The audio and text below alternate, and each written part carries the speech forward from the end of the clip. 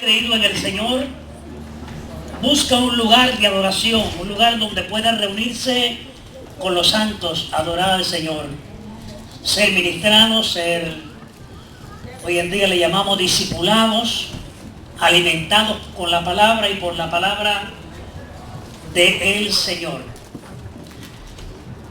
Y ese es el propósito que siempre nos reunimos, con el propósito de cumplir con lo que el Señor ha establecido. Permítame decirle, las redes sociales no sustituyen el templo. Amén. Si las redes sociales hubieran sustituido, hubieran siendo delante de Dios un lugar de sustitución, el Señor lo hubiera dicho desde el principio. Pero Él nos mandó a que nos reuniéramos. De acuerdo al libro de Hebreos, dice no dejar de congregarnos como algunos tienen por costumbre.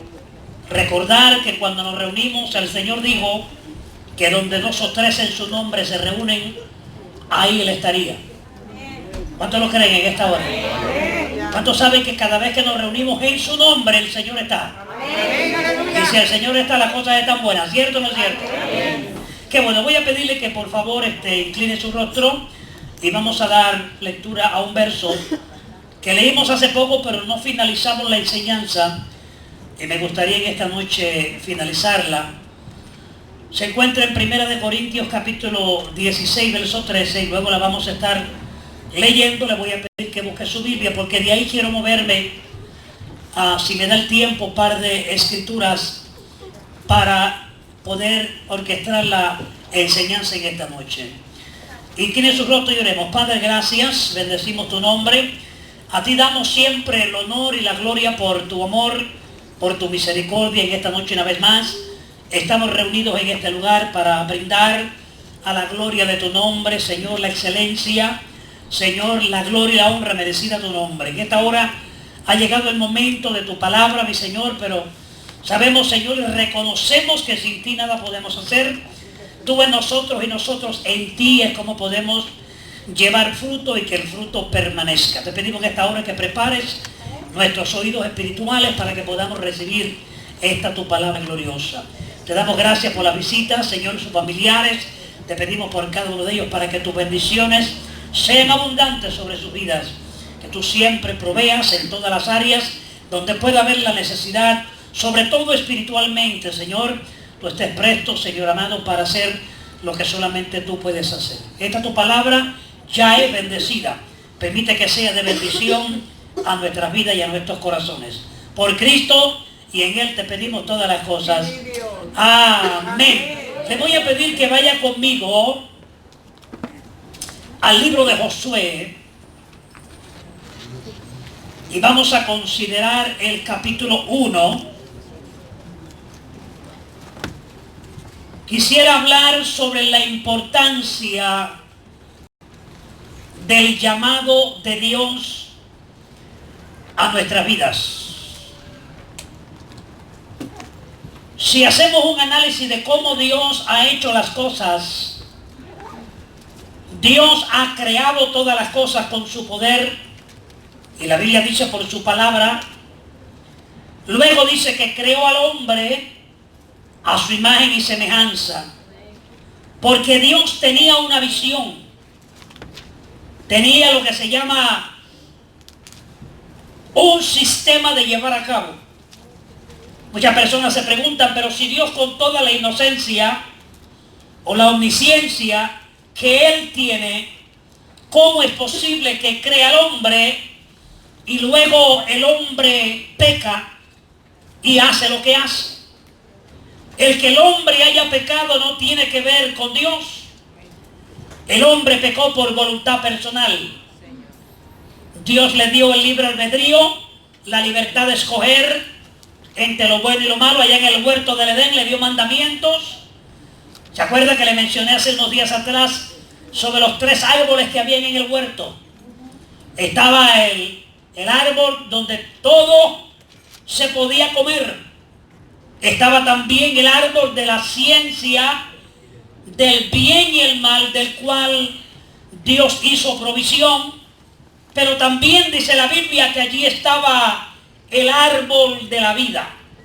Y yo siempre me pregunté cuando leía, pero ¿por qué razón si Dios creó al hombre a su imagen y semejanza? ¿Por qué en aquel lugar tenía que haber un árbol de la vida? Es porque Dios en su eterno conocimiento ya él sabía que el hombre le iba a fallar. Y cuando lo creó, Dios siempre, escúchame bien, Dios siempre tiene preparados los planes y a él nada lo toma por sorpresa. Cuando él le preguntó al hombre mientras estaba en el huerto del Edén, cuando vino después del hombre haber desobedecido, que comienza a preguntarle, Adán, ¿dónde estás tú? No era porque él no sabía dónde Adán estaba. Localmente, literalmente, Dios sabía dónde él estaba. Conoció todas las cosas en Adán. Cuando el Señor le pregunta, ¿dónde estás tú? Es dejándole saber al hombre, te moviste de mi voluntad. Te moviste de mi plan.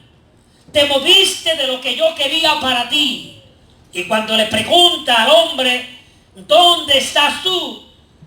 Es como diciéndole, aquello que te dije que hiciera, lo desobedeciste.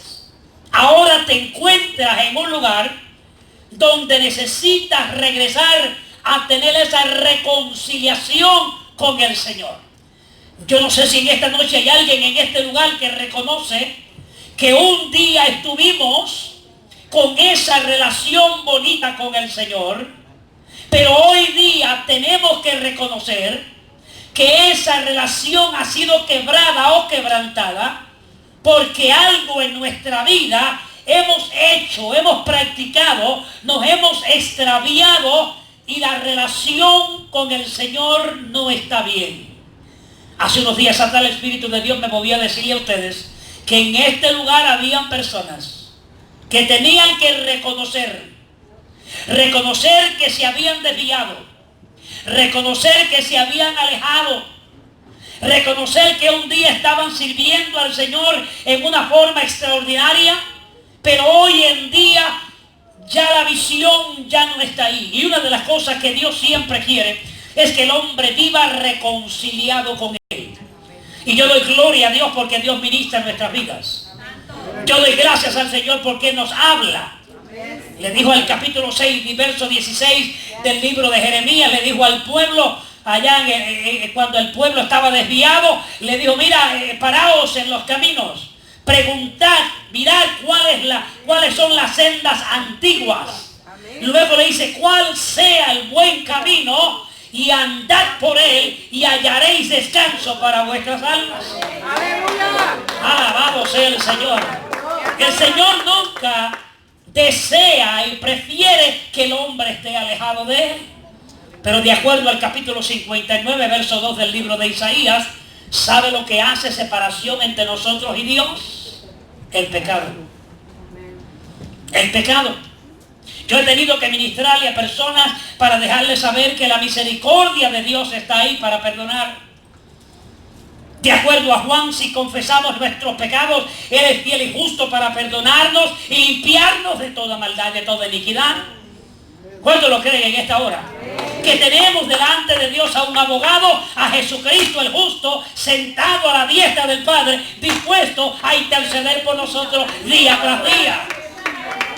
No tienes que alejarte cuando peques, simplemente reconoce que has fallado, que has pecado y humillémonos delante del Señor.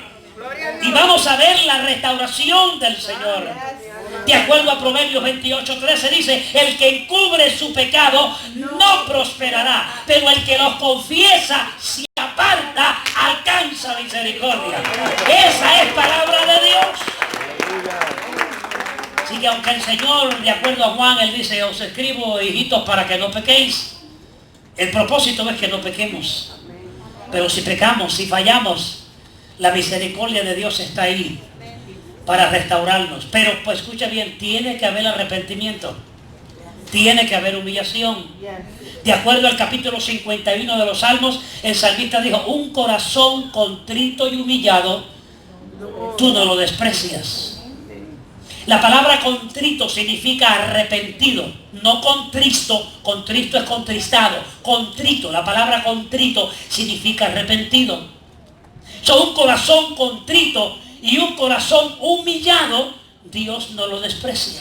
¿Sabe lo que yo siempre he creído que mueve a Dios a misericordia? No son los cánticos, no son los alborotos, no son lo mucho que hagamos las cosas. Un corazón humilde y sencillo delante de Dios, para Dios de lo que está haciendo, para atender esa vida y hacer algo especial en nuestros corazones.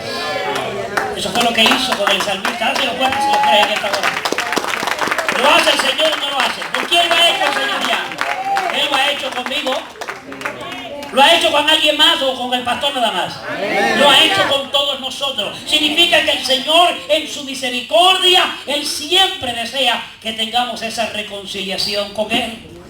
Y cuando hizo al hombre, el hombre falló. Pero Dios nunca ha dejado de buscar siempre que ese hombre esté reconciliado, ese ser que Él ha creado. Entonces, después de haber tratado un sinnúmero de veces a través de otros métodos, ahora nos envía a su Hijo Jesucristo para que muera en la cruz del Calvario para reconciliarnos con Él. De acuerdo al capítulo 5, verso 1 de Romanos, dice: justificados pues por la fe, tenemos paz para con Dios. Esa palabra paz, ¿sabe lo que significa? Reconciliación, conexión nuevamente. De acuerdo a Isaías 53, todos nosotros nos habíamos descarriado como ovejas. Cada cual se había apartado por su camino. Pero ¿sabe la buena noticia? Jehová cargó en él, en Cristo Jesús, el pecado de todos nosotros. Por eso es que ahora Pablo puede decirle a los romanos que ahora nosotros somos justificados. Venimos a ser justos ante Dios y tener esa reconciliación. Pero ¿sabe por quién es? Solamente por Cristo Jesús. No hay nadie más. No hay iglesia, no hay pastores, no hay líderes religiosos, no hay nada en esta tierra que nos pueda reconciliar con Dios. No trate de hacer algo fuera de Cristo Jesús, porque sin Él no hay reconciliación delante del Señor. ¿Cuántos dan gloria a Dios por ese Redentor glorioso? ¡Aleluya! ¡Qué bueno es el Señor! Y desde el principio Dios ha creado, lo que creó siempre lo ha querido reconciliado con Él. Y medité en cierta ocasión, no me acuerdo si la traje aquí la enseñanza, pero puse un ejemplo de cómo Dios en su grandeza, ahora Él crea una humanidad, pero Él ahora de esa humanidad quiere hacer un pueblo para Él. Y de ese pueblo que Él quiere hacer para Él, es donde Él extiende el llamado a cada uno de nosotros. Yo no sé si usted se siente privilegiado o privilegiada de pertenecer a la familia de Dios. No hay mejor familia que la familia de Dios. Y la familia es para amarse. La familia es para ayudarse. La familia es para bendecirse. La familia es para decir, bueno, cuando otros no están, yo estoy aquí contigo. ¿Dónde está la familia? Somos la familia de Dios. Hemos sido lavados con la misma sangre. La misma sangre es la que nos une. El mismo Redentor es el que nos une. Estamos en el mismo cuerpo. Somos miembros del mismo cuerpo. Cristo es la cabeza y nosotros somos los miembros. ¿Cuántos adoran la gloria del que vive para siempre? Ahora somos llamados ¿para qué? Para que unidos podamos cada cual, dice, de acuerdo a las coyunturas, se ayudan mutuamente, utilizando metafóricamente el cuerpo. Va creciendo para venir a ser un templo espiritual para Dios. Yo no puedo crecer solo. Aquí yo tengo que crecer con ustedes. Ustedes tienen que crecer conmigo. El hermano crece con el otro crece con el otro, porque es un templo lo que Dios está buscando. Él está buscando un templo y esa es la iglesia de Jesucristo que el Señor quiere bendecir. Ahora Él nos ha llamado, de acuerdo al libro de Efesios, nos ha dado 5, por lo menos hablando de los ministerios. Está el apostolado, está el evangelista, está el pastor, está el profeta, está el maestro. 2 propósitos principales tiene Dios en esos ministerios. Hay otras personas que le han dado otro significado, otros los utilizan para cosas que no son agradables, otros los utilizan para elogio, otros utilizan para tomar ventaja de la gente. Pero si nos vamos al libro de Efesios, encontramos que esos 5 ministerios que el Señor ha dado conllevan 2 propósitos. Número 1, perfeccionar a los santos. Capacitar a los santos. Hacer que aquellos a los cuales Dios llama puedan estar de tal forma donde puedan estar en una madurez espiritual. Y lo segundo es que el ministerio ha sido dado para la edificación de la iglesia. ¡Vive Dios! Dos cosas, llévatelas contigo que nunca se te olviden, iglesia. Y si las quieres, las busca en el libro de Efesios. Dos cosas importantes por las cuales Dios da ministerios. La gente lo utiliza para otras cosas. Hoy en día, si no tenemos cuidado, ministerios en los cuales a veces dicen que las personas que tienen están siendo utilizados para tomar ventaja de la gente. De acuerdo al apóstol Pablo dijo a Timoteo, van a haber personas que en los últimos tiempos van a tratar y van a hacer lo posible por hacer mercadería de vosotros. Pero gloria a Dios que no todos son comerciantes. Gloria a Dios que no todos son comerciantes. Todavía hay hombres y mujeres de Dios que entienden el contexto bíblico, que cuando reciben el llamado no lo toman para ahora darse el elogio, para levantarse, para la fama, lo que hace que lo usan para honrar el nombre maravilloso de nuestro Dios, brindar honra y gloria al que vive para siempre. Hazlo fuerte si lo crees. Luego, para bendecirte. Cuando alguien te diga yo tengo un ministerio, lo primero que tienes que pensar es, bueno, esta persona Dios lo ha llamado para perfeccionarlo a él, para perfeccionar a los santos y para edificar la iglesia. Si no está edificando la iglesia, hay que cuestionar el ministerio. Porque el ministerio es para eso, para perfeccionar a los santos y para edificar la iglesia. Leía, no sé quién fue el que lo vio, yo me metí a Facebook ahí, estoy loco por salirme, pero porque hermano hay cosas ahí terribles, ¿sabes? Si usted nunca se ha metido, no se meta ahí, no vale ni la pena. Preguntándole a mi hija a ver cómo me salgo, porque no sé cómo salir, ahora que me metí no sé cómo salir. Pero leí hace poco de alguien que escribió, porque esa tenía, y me llamó la atención, que a veces nosotros nos olvidamos que hermano, no importa lo que hagamos en el Señor, no importa el llamado, no importa cómo Dios nos use, no importa la capacidad que Dios nos dé espiritualmente o en cualquier área de nuestras vidas, continuamos de acuerdo a Cristo siendo siervos inútiles. Nos podemos llamar apóstol, nos podemos llamar pastores, nos podemos llamar evangelistas, nos podemos llamar esto, nos podemos llamar profeta, pero nadie se quiere llamar siervo inútil. Dígale que está a su lado, usted y yo somos siervos o siervas inútiles. ¿Dónde están los siervos inútiles? No, está bien, nosotros están tan privilegiados, yo no tengo ese privilegio. Pero de acuerdo a Cristo yo soy un siervo inútil. Considerados siervos inútiles porque lo que teníamos que hacer, dijo Cristo, eso hicimos. Entonces, ¿qué hace el Señor? Ahora crea una humanidad. Ahora Él quiere crear un pueblo. ¿Qué hace Él? Comienza a llamar gente para capacitarlos, para adiestrarlos y para utilizarlos para que Él sea honrado y para que alguien sea bendecido. Todo lo que Dios nos da no es estrictamente para nosotros, primordialmente es para honrar su nombre y luego ser de bendición a otra vida que está necesitado o necesitada del Señor. Por eso es que el apóstol, creo que fue el apóstol Pedro, dice que cuando cantemos, cantemos para el Señor. Que cuando prediquemos, prediquemos de la palabra del Señor. Para que en todo sea Dios glorificado. Todo lo que usted haga, que Dios reciba la gloria. Cuando venga alguien a señalarle a usted, diga que no cambie el dedo para arriba. Porque la gloria es para Dios, no es mía. ¿Cuántos adoran al Señor? ¿Cuántos adoran al Señor? Por eso es que hay personas que en ocasiones a veces Dios no los puede usar como los usaba antes, porque ya ahora comienzan a creer que lo que Dios le ha dado ahora son ellos los que lo están haciendo. Y nos olvidamos, hermanos, que no importa lo alto que Dios te levante o nos levante, siempre tenemos una dependencia total de Dios en nuestras vidas. Dios es indispensable en nuestras vidas. Nada podemos alcanzar. El Señor se lo dijo a los discípulos en el capítulo 15 del Evangelio según San Juan. O yo soy la vid y vosotros sois los pámpanos. Separado de mí, nada podéis hacer. Yo en ustedes y ustedes en mí es como pueden llevar fruto y que el fruto permanezca. ¿Cuántos están conectados todavía con el Señor? Tienes que hacer dos cosas. Tienes que conectarte y desconectarte. Conectarte con Cristo y desconectarte de aquellas cosas que no agradan al Señor.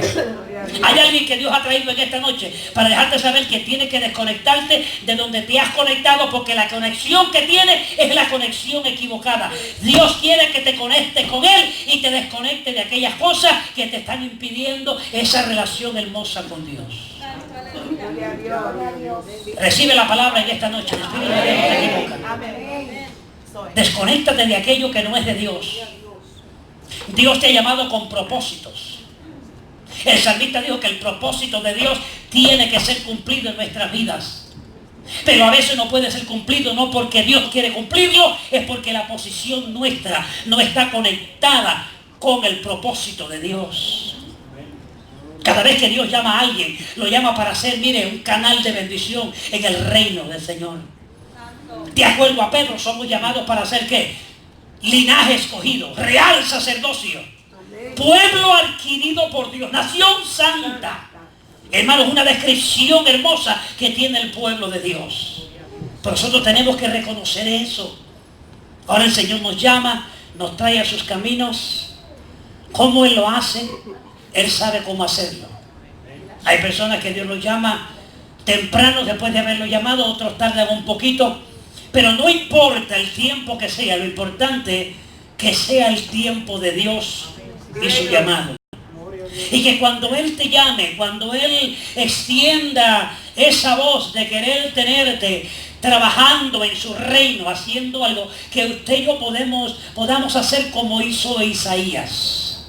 En el capítulo 6 del libro de Isaías, ahí encontramos ese encuentro bonito que tuvo Isaías con el Señor. ¿Se acuerda cuando Usías murió? Dice la Biblia que Isaías vio la gloria de Dios. Amén. Y quiero notar un puntito aquí, y es que a veces hay personas que dicen que experimentan la gloria de Dios, pero que como que no sucede nada en sus vidas. En el caso de Isaías, si usted analiza el capítulo 6 de Isaías, cuando él tuvo esa revelación hermosa, esa visión hermosa, ese encuentro hermoso, dice la Biblia que él reconoció que era un hombre pecador. Que cuando el Señor hizo el llamado y dijo, ¿a quién enviaré y quién irá por nosotros? Entonces Isaías pudo decir, envíame a mí. Pero primero tuvo un procedimiento de un encuentro, de un cambio, de una transformación y de un reconocimiento. Tiene que pasar, Señor, el carbón encendido por mis labios. ¿Sabe lo que quiere decir eso? Tiene que haber una transformación, una limpieza. De acuerdo a uno de los evangelios, para poder Dios depositar vino nuevo, no lo puede depositar en odres viejos. Porque si se echa el vino nuevo en odres viejos, se rompe y se pierde el vino. No se puede poner remiendo en el vestido viejo, porque ¿qué hace el remiendo nuevo? Desgarra el vestido viejo. Significa que para Dios poder hacer algo en su vida y en mi vida, tiene que primero haber un encuentro glorioso con Él. Tiene que haber un cambio, tiene que haber una transformación. A mí me sorprende como especialmente en estos días todo el mundo tiene título ministerial. Pero cuando se va a buscar el carácter y la integridad de los individuos, no hay esa integridad, no hay una lealtad en las cosas del Señor. Y cuando Dios llama, y cuando Dios extiende su mano, y te trae para que trabaje y trabajemos para Él, ahora hay una expectación de un caminar. De acuerdo a primera de Timoteo capítulo 4 verso 11 y 12, el apóstol Pablo dijo a Timoteo, mira, ninguno tenga en poco tu juventud. ¿Por qué le está diciendo eso? Porque Timoteo era un pastor joven. Se cree que él fue el que pastoreó la iglesia de Efesios, de los Efesios. Y ahí estaba Timoteo. Y ahora el apóstol Pablo lo quiere llevar para que él entienda el llamado. Esto no es decir yo tengo este ministerio, yo me llamo tal o que me reconozcan como tal. Esto es que tiene que haber un acompañamiento de integridad y lealtad a Dios. Sí, Señor. Amén. Y le dice a Timoteo, mira, que ninguno tenga en poco tu juventud, sino sé ejemplo de los creyentes. En palabra, creo que te lo voy a mencionar, pero son 6 cosas. Palabra, conducta, espíritu, amor, fe y pureza. 6 cosas, de las cuales el apóstol Pablo dice a Timoteo, tú como ministro, tú tienes que tener. Tu llamado es importante, pero tu llamado tiene que ir acompañado con algo que demuestre integridad y lealtad. Se lo dije, creo que fue el domingo. El domingo fue el que le dije, no comienzo a imitar a cualquier pastor. De acuerdo al libro de Hebreos, somos llamados a considerar cuál es el resultado de la conducta del pastor. Y luego dice, e imitar su fe. Y por eso es que mucha gente cae. Porque comienzan a mirar al pastor como si fuera Dios. Comienzan a mirar al pastor y poner la confianza en el pastor. Y no estoy diciendo que no se confíe, pero el pastor no es Dios al cual tenemos que mirar. ¡Aleluya! Hay que poner nuestra mirada en el autor y el consumador de la fe. Ese es el que nos sostiene para que podamos continuar adelante. ¿Cuántos están poniendo la mirada en él? Aleluya, hácelo fuerte. Ahora el Señor nos llama y nos hace llamado de diferentes formas. Y quiero llevarlo un momentito al libro de Josué, porque ahí vemos un llamado muy hermoso. Porque ahora cuando Dios nos llama, escuche bien, cuando Dios te llama y cuando Dios me llama, ahora Él no nos permite ni nos dice, sírveme como tú quieras. Ese es el error de muchos de nosotros. Que cuando nos convertimos al Señor, ¿sabe lo que hacemos? Queremos traer las costumbres nuestras y meterlas en el servicio del Señor. Y de acuerdo al capítulo 12, verso 2 del libro de Romanos, el apóstol Pablo dice, mira, no te conformes a este siglo, sino transfórmate. ¿Cómo te vas a transformar? Por medio de la renovación de tu entendimiento.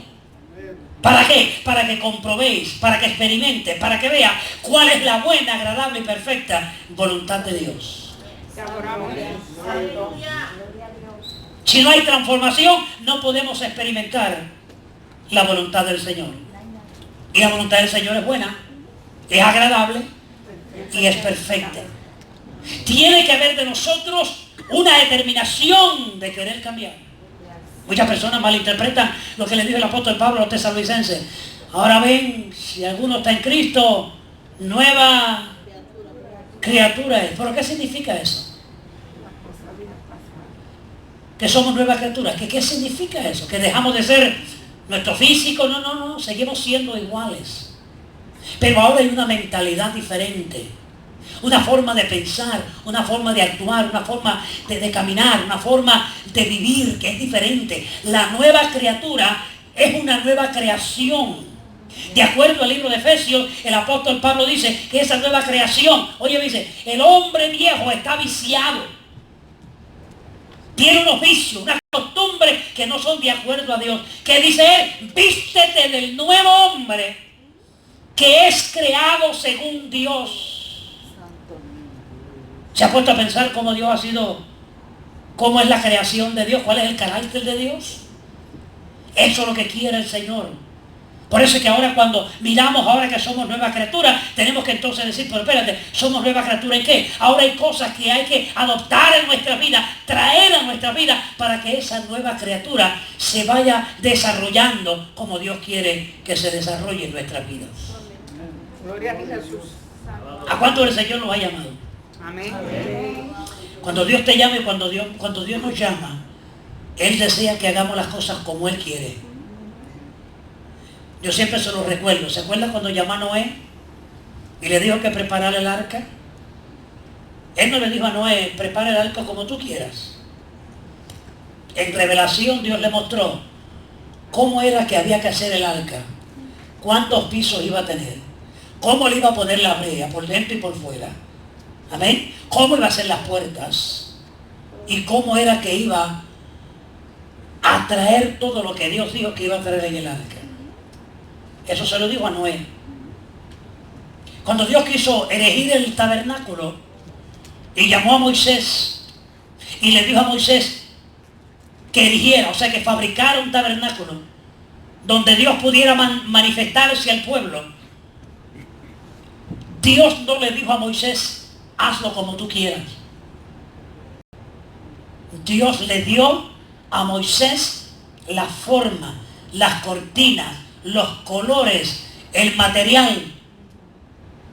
Todo se lo dio Dios, las medidas, cómo lo iban a hacer. Que significa que cuando Dios nos llama y nos delega hacer su voluntad, Él nos da las herramientas y la forma de cómo hacer las cosas. No podemos acomodar el Evangelio a nuestra forma. Tenemos que nosotros acomodarnos a la forma del Evangelio para que así podamos agradar al Señor. Y quiero rapidito porque se me acabó el tiempo. Le dijeron que era media vigilia hoy. Quiero que vaya conmigo al libro de Josué rapidito porque yo quiero ver un llamado. Y por favor no se me concentre de que esto tiene que ver con un varón. Esto tiene que ver con el llamado a todos. Y aquí le voy a mostrar ciertos principios que yo quiero que usted vea conmigo rapidito. No le voy a tomar mucho tiempo. En el capítulo 1, ¿lo tienen ya, iglesia? Verso 1, léelo conmigo. ¿Qué dice? Aconteció después de la muerte de Moisés, siervo de Jehová, que Jehová habló a Josué, hijo de Nun, servidor de Moisés, diciendo. ¿Qué vemos ahí en el primer verso? Hoy llamado del Señor. Note que Dios es un Dios ordenado. Está lo que se llama, nosotros conocemos en la ley, y lo conoce naturalmente todo aquel que pueda entender, está lo que se llama el conflicto de interés. Si Dios tiene en esta iglesia un pastor, no puede enviar a otro para pastorear la iglesia. Amén, aleluya.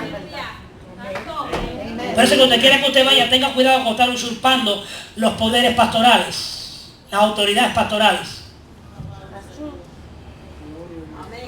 Dios es un Dios de orden. Y para poder Josué recibir el llamado, Dios tuvo que primero ¿qué? Remover a Moisés. Pero note algo importante en este verso, que el llamado que Dios le da a Josué, dice que Josué era un servidor de Moisés. A veces queremos ministerio, pero no queremos sometimientos. Que no se me le vaya el gozo, por favor. Entonces se me le va el gozo muy rápido. Amén, hermanos. Permítame decirle, quiere que le diga algo y es mi opinión personal. Bíblicamente se lo puedo comprobar.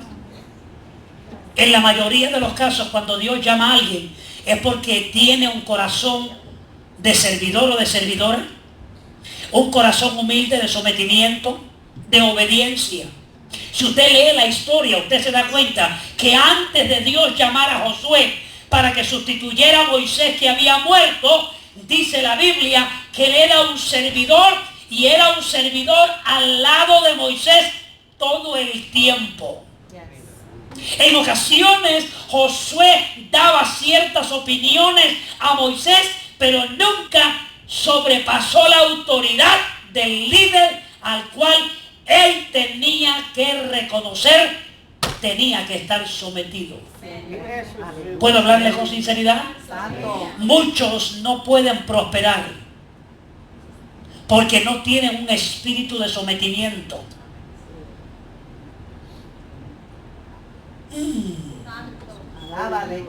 No saque la escopeta, no hay tiempo. Pero yo le voy a decir bíblicamente que si usted quiere tener un ministerio y usted quiere ser una persona victorioso o victoriosa, lo primero que hay que hacer es aprender a someternos. Amén, aleluya. A ser servidores. De acuerdo al capítulo 2 del libro de Filipenses, ¿se acuerda que lo leímos el domingo? El sentir del Señor haya pues en vosotros este mismo sentir que hubo también en Cristo Jesús, capítulo 2, verso 5. ¿Se acuerda?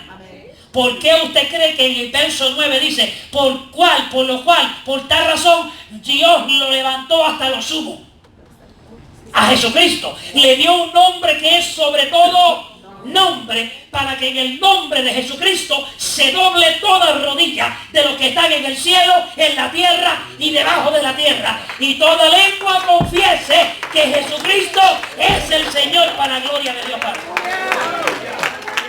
¿Por qué usted cree que él alcanzó Dios levantarlo hasta lo sumo? Sí, Señor. Porque aprendió, número uno, humillación.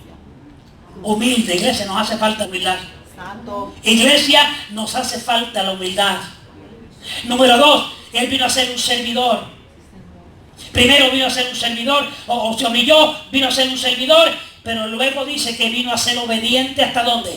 Hasta la muerte y muerte de cruz. Por lo cual, por esa razón Dios lo levantó. Esas tres cositas tienen que estar en nosotros, iglesia. Tenemos que reconocer que somos servidores. Tenemos que reconocer que necesitamos un corazón humilde. Cristo lo dijo: aprended de mí que soy manso y humilde de corazón. ¿Sabe por qué hay personas que no tienen descanso? Porque no han aprendido lo que es humildad y mansedumbre. ¿Qué dijo el Señor? Aprende de mí que soy manso y humilde de corazón. ¿Sabe lo que dijo después? Para que entonces tengas descanso para tu alma. ¿Sabe por qué no hay descanso en ocasiones en nuestras almas? Porque no tenemos humildad y no tenemos mansedumbre. ¿Puedo darle una sugerencia? La próxima vez que usted se tire de rodillas a hablar con Dios, dígale: Señor, ayúdame a tener un corazón humilde. Dice que Dios resiste a los soberbios, pero da gracia a los humildes. A los altivos los mira ¿de dónde? De lejos. Pero aquellos que son humildes, Dios los bendice, Dios los prospera. Recuerda que la altivez y la soberbia es antes de la caída. Dice el libro, el proverbista dice: antes de la caída viene la soberbia. Y un corazón soberbio es contrario a un corazón humilde. ¿Tiene usted un corazón humilde? Amén.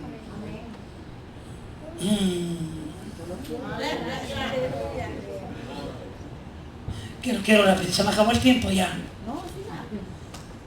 ¿Sigo por ahí? 5 minutitos más me da. ¿Quién me da 5? 5, 10, 15, 20, 25, 30. Ya tengo media hora en este lado. En este lado, ¿quién me da? Hay algunos que dicen: no te doy ni medio minuto. Avanza y termina.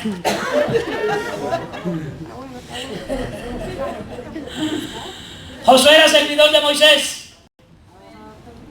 Iglesia, hay que aprender a ser servidor. Cristo dijo: yo no he venido a ser servido, yo vine a servir. Estaba hablando con alguien hoy, no me acuerdo con quién era, que le está diciendo la importancia de lo que hizo el Señor por nosotros. Ayer con los muchachos, que decía que cuando Cristo vino, dice la Biblia, Él no vino para agradarse a sí mismo. Él vino para agradarnos a nosotros. Todo lo que Él hizo, lo hizo para bendecirnos a nosotros. A Él no le hacía falta ir a la cruz del Calvario para que el Señor lo perdonara, porque Él vino sin pecado. Todo lo que Él hizo, lo hizo para bendición de su vida y de mi vida, para que nosotros pudiéramos tener ahora todo lo que tenemos en el nombre del Señor. Lo hemos conseguido. Amén, hermanos. Entonces tenemos que aprender primero a ser servidores. Josué lo pudo experimentar. Fue servidor de Moisés. Era un servidor de Dios, pero era también un servidor de Moisés. Amén. Número 2, verso 2. Le dice: mi siervo Moisés ha muerto. En otras palabras, ya el que yo tenía como líder ya no está. Ahora necesito a alguien que tome este pueblo y lo continúe dirigiendo. Este Jordán, tú y todo este pueblo, a la tierra que yo le doy a los hijos de Israel. Note ahora la promesa del Señor. Ahí el Señor le da la encomienda. Ahora le da una promesa. Yo os he entregado, como lo había dicho a Moisés, todo lugar que pisare la planta de vuestros pies. Todo lo que ustedes pisen es de ustedes. Aleluya. Con una promesa así, hermano, ¿quién no sale? Óigame, el que resiste a esa palabra del Señor tiene que estar trastornado. Verso 3, yo os he entregado, como le había dicho a Moisés, todo lugar que pisé la planta de vuestros pies. 4, desde el desierto, el Líbano, hasta el gran río Éufrates. Toda la tierra de los heteos, hasta el gran mar donde se pone el sol, será vuestro territorio. Note, le da un llamado, le da una promesa.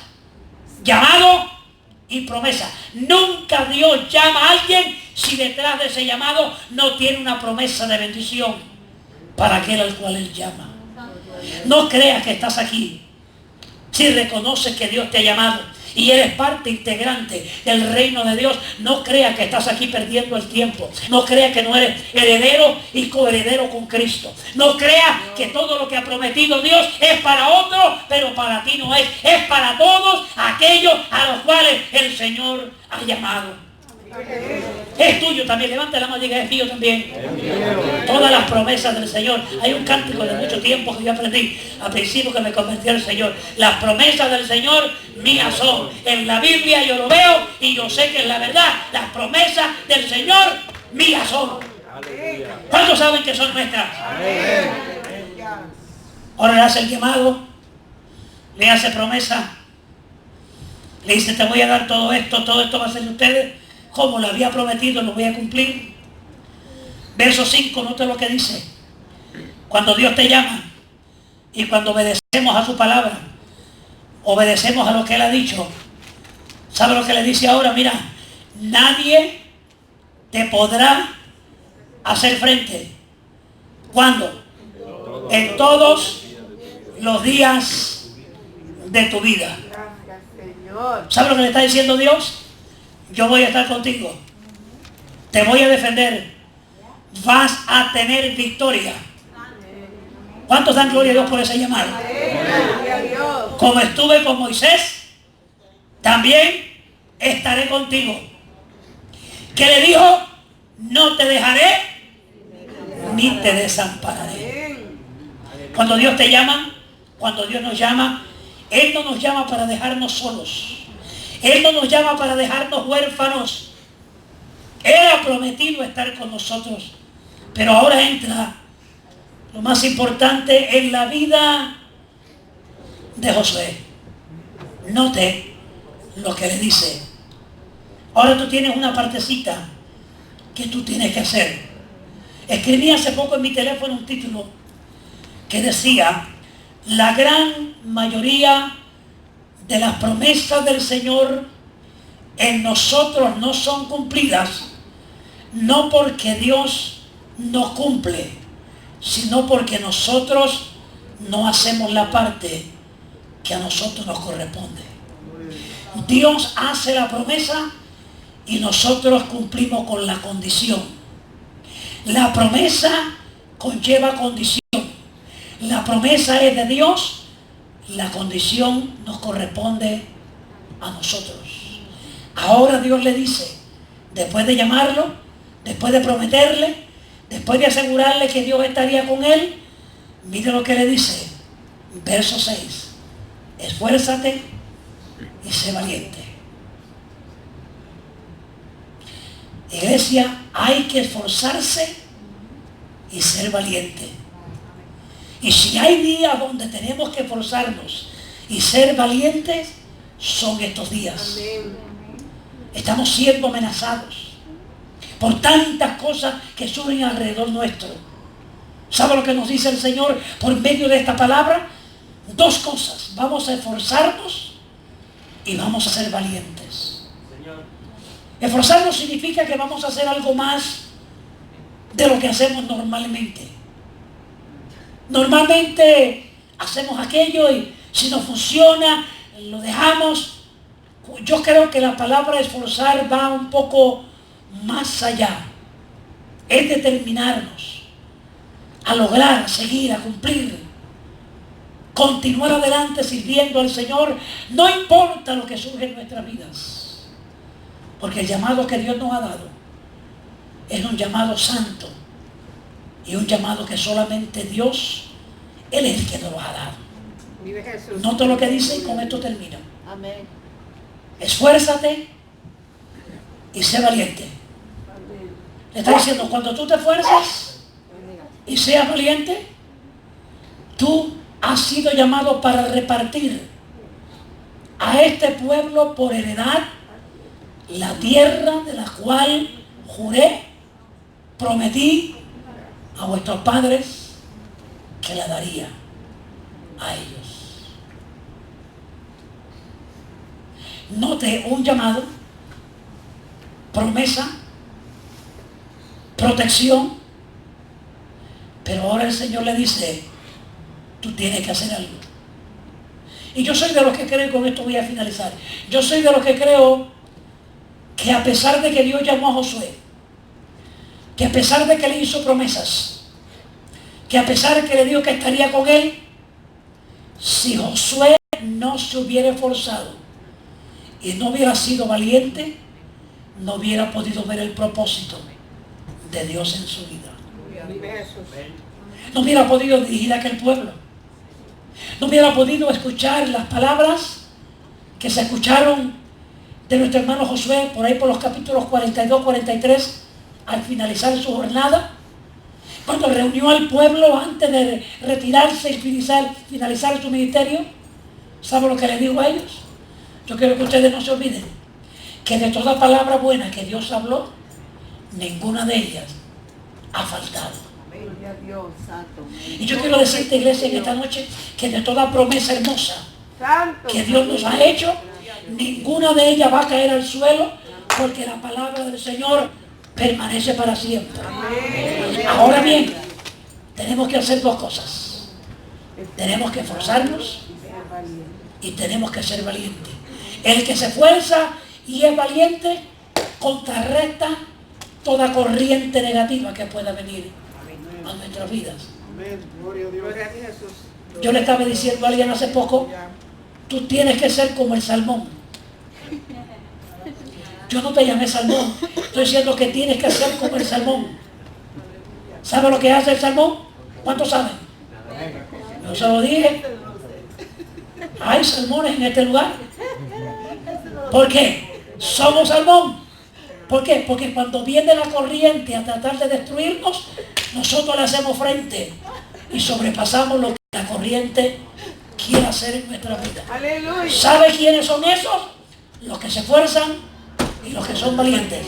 ¿Sabe quiénes van a perseverar en estos días? Los que se esfuerzan y son valientes. ¿Sabe los que van a ver la gloria de Dios en aquel día? Los que se esfuerzan y los que son valientes. ¿Dónde están en esta noche ellos? Dáselo fuerte al Señor. Ponte de pie, iglesia, hermano. Eterno Dios, gracias te damos en esta noche por esta oportunidad que nos ha permitido. Señor, ahora nos despedimos de tu, Señor, de este lugar, no de tu presencia. Llévanos hasta nuestros hogares, los lugares donde hemos de ir, que tu protección, como has prometido, confiaremos siempre que estará con nosotros. Gracias, y por Cristo te lo pedimos, y la iglesia que confía en el Señor dice, amén. Dios los bendiga y saludaos, y nos vemos si el Señor permite